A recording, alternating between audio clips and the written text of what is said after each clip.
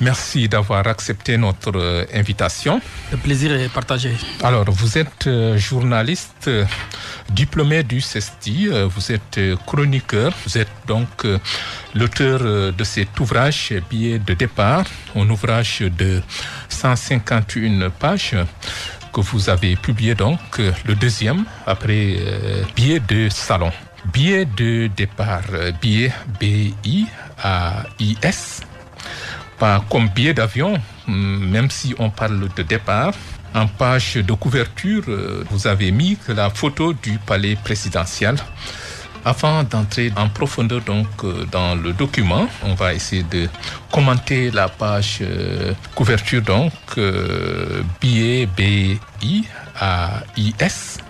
Billet de départ. Pour dire quoi, justement, avec la photo du palais présidentiel? Départ de qui?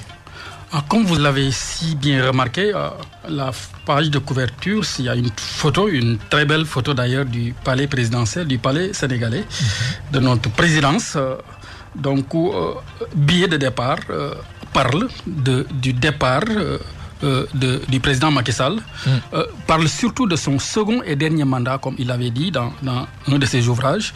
Donc, c'est pourquoi on a choisi cette photo. Et billet, ce n'est pas B-I-2-L-E-T-S, comme c'était le cas avec billet de salon, mais ce billet, c'est B-I-A-I-S.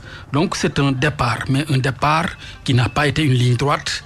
Il y avait des détours. Billet, donc, ici, c'est synonyme de détour. C'est une ligne qui n'a pas été du tout droite, c'est une ligne oblique. Donc, le second et dernier mandat du président de la République a été marqué par tout cela, par la troisième candidature, par autant d'histoires, de petites histoires et de grandes histoires. Et je pense qu'on aura l'occasion d'en parler davantage au cours de cet entretien. Donc, vous considérez que le départ en tout cas le second et dernier mandat du président Macky Sall est un peu mouvementé, non? Oui, c'est un second et dernier mandat très mouvementé. Il avait tenu à dire que c'était son second et dernier mandat avant même la présidentielle de février 2019, mais on s'est rendu compte qu'il n'a pas voulu être clair là-dessus. Il y avait ce suspense qui a été préservé, à tort ou à raison. Donc, qu'est-ce que vous avez voulu faire ressortir dans ce document réellement? L'auteur de la préface, le journaliste Sidi Diop, assimile ça à une chronique, à une pièce de théâtre. Pourquoi vous avez en tout cas mis l'accent sur ce style, une sorte de chronique, ce genre? Pourquoi? Oui, la raison est toute simple. Je suis journaliste et je reste journaliste. On dit souvent que le journaliste est l'historien du présent. Les chroniques font partie des genres nobles. Donc, on a voulu, à travers ces chroniques, non pas raconter, mais analyser ce qui s'est passé de 2019 à nos jours, et bien au-delà même de 2019. Parce que le billet de salon rapportait exclusivement ce qui s'est passé dans le salon de massage, avec cette histoire de massage avec Ousmane Sonko et autres. Mais billet de départ se veut encore plus large. On a eu à parler de Macky Sall, certes, on a eu à parler de son second et dernier mandat, mais il y a d'autres acteurs. Au-delà de Macky Sall, il y a Ousmane Sonko. Au-delà de Ousmane Sonko, il y a d'autres acteurs. Apparemment, vous avez voulu mettre l'accent que sur l'état du régime. On a l'impression que vous êtes dessus. Les promesses que le président avait faites et en tout cas sa façon de gouverner, vous avez voulu ressortir l'état et rien que l'état. Non, je pense que quand on écrit, c'est vrai quand on écrit, on choisit ce qu'on écrit. Et moi, je me dis qu'il faut dire l'essentiel. Le président Macky Sall est venu en 2012 à la tête du pays dans un contexte bien déterminé. Il y avait Wade, à qui on prêtait une dévolution monarchique du pouvoir, à tort ou à raison. Mais il posait des actes qui faisaient penser un tel scénario. Il y avait l'histoire de la troisième candidature de Wade qui avait fait tant de morts. On parle de 11 morts. On a assisté à la mort de Mamadou Diop. On a assisté à beaucoup de drames sous Wade. Macky Sall est venu pour dire que maintenant c'est la gouvernance sobre et vertueuse. Je ne suis pas élu pour développer seulement le Sénégal, je ne suis pas élu pour des infrastructures. Parce que Wade n'a pas été chassé du pouvoir parce qu'il n'a, du fait de son bilan malencontreux. Wade avait eu à faire un bilan acceptable sur le plan des infrastructures, les autoroutes à péage et tout. Mais c'est surtout sur le plan de la gestion, cette obsession à rester au pouvoir, malgré son âge et malgré ses promesses aussi. On se rappelle tous le fameux Ma waxoon waxeet. C'est pourquoi Wade a été sanctionné. Donc Macky Sall est venu, on s'attendait à une gouvernance meilleure. Et lui-même, il l'avait déclamé. Il y avait de belles déclamations lors de sa venue au pouvoir. Donc, la patrie avant le parti, la gouvernance sobre et vertueuse, tout cela était bien, mais malheureusement, on s'est rendu compte que depuis 2015, depuis Kaffrine, il avait dit que la transhumance n'était pas mauvaise en soi. Et il avait dit qu'il allait réduire l'opposition à sa plus simple expression. Je pense que c'est une expression malheureuse qui a été tenue. Et depuis, tous les actes qu'il pose tendent à faire croire que sa principale préoccupation, c'est de réduire l'opposition à sa plus simple expression. Et je pense que tout cela, la situation qu'on vit actuellement, découle de ses propos et de cette volonté d'être seul dans son univers. L'ouvrage est composé de 10 chapitres, dont le premier est intitulé « Sur place ».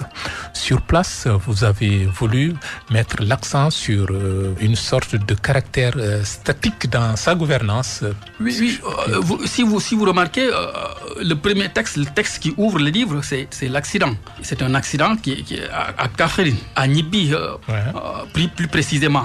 Qu'est-ce qui a été la cause de cet accident? Des bus qui sont bondés, des Sénégalais qui sont souvent très insouciants. Et je me dis que c'est du surplace. Le surplace parce que on a connu le Diola. On a connu d'autres drames avant le Diola. Et on continue à vivre de la même manière, à vivre avec désinvolture. C'est l'angle que vous avez choisi. C'est l'angle que j'ai choisi. Et bon, naturellement, je l'assume.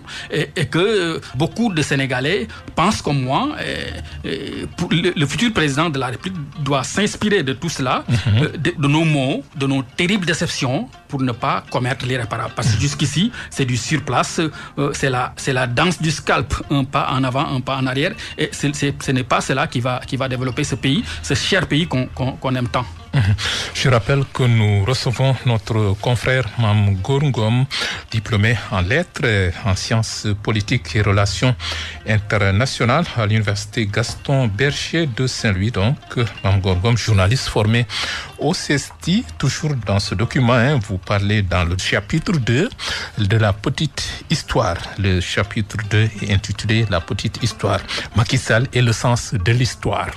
Voilà, qu'est-ce que vous voulez dire par là? Qu'est-ce que l'histoire retiendra de Macky Sall après ces 2 mandats de gouvernance? Oui, je pense que lui, il a le souci de l'histoire.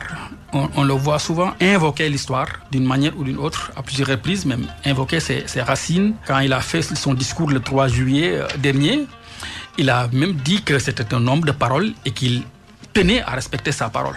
Contrairement à beaucoup de ses partisans qui lui demandaient de ne pas respecter sa parole. Il faut l'appeler comme leurs mots ont leur sens. Heureusement pour nous tous, il a préféré partir parce que c'était le choix qui s'imposait. Maintenant, c'est pourquoi on parle de Macky Sall et le sens de l'histoire. Mais cela ne veut pas dire qu'il est parti, certes, mais est-ce que lui, il a ce souci, il a toujours ce souci de rester dans l'histoire. Rester dans l'histoire, c'est organiser des élections, une élection transparente.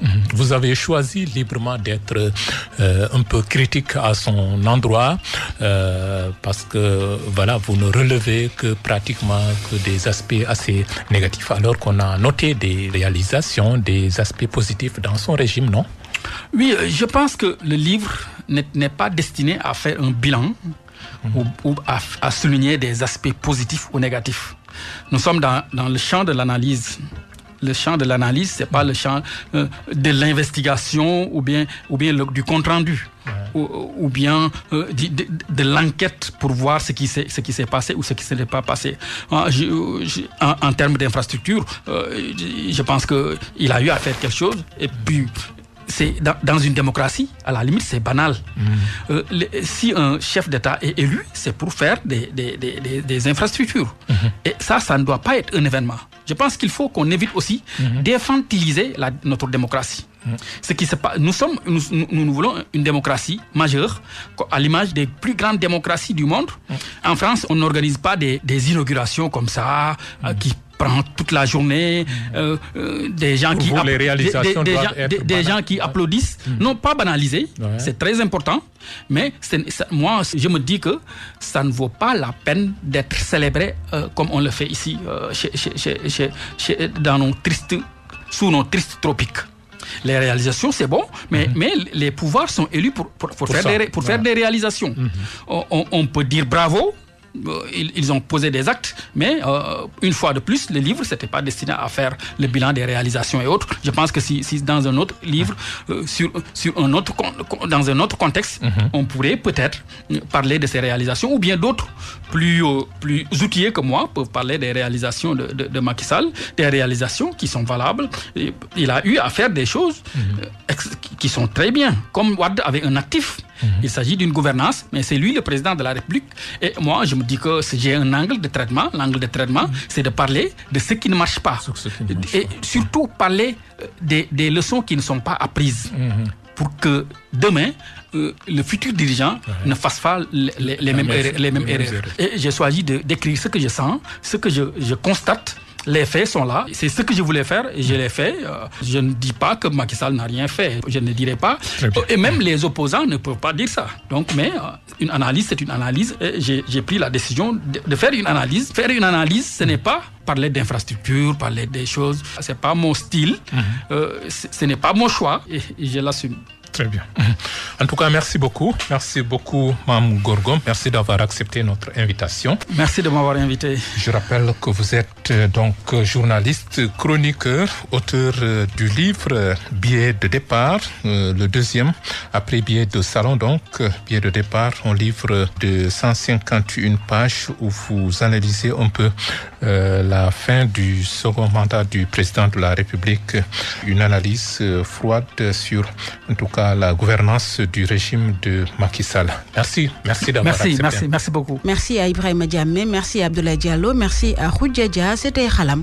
La présentation Fama Dion, technique Kaderlo. Merci d'avoir suivi. Rendez-vous samedi prochain.